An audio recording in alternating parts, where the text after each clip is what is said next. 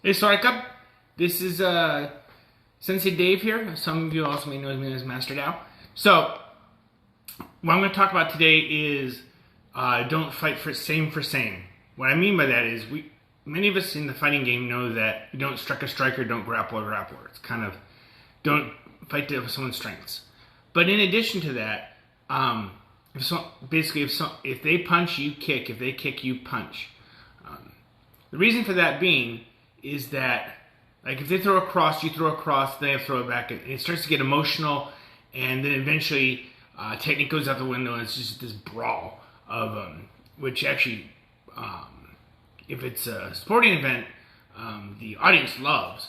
But from a tactical, intelligent fighter, that's not the way to fight. You're going to take a lot of damage. You'll do a lot of damage, but you'll take a lot of damage.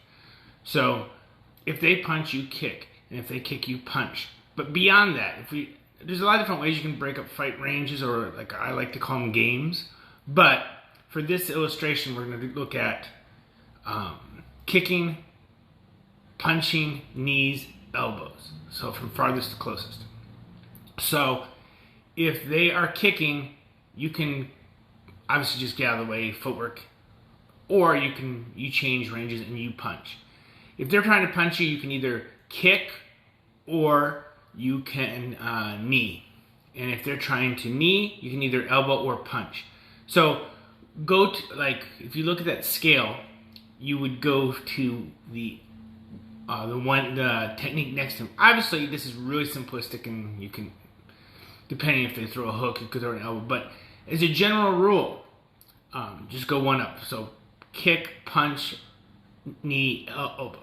So just do the one next to it is the safest bet, especially for beginners. But think of it as a general rule and a guideline to follow by. If you do that, you'll fight much more technically. And I know a lot of people say, well, in Thailand, when you see two guys in a clinch, you don't have one guy trying to escape the clinch. They like trade knees. Well, one of the things that's to get the betting up. You know, you hear people shouting that. It really riles up the crowd and the betting goes up. But I've done a few styles of Muay Thai, but from rhythm Muay Thai, if they clinch, you want to break clinch. If they don't want to clinch, you clinch. So, remember, don't fight same for same. Don't become an emotional fighter or a brawler. Be a tactical, smart, intelligent fighter. That's my Taoist wisdom for today.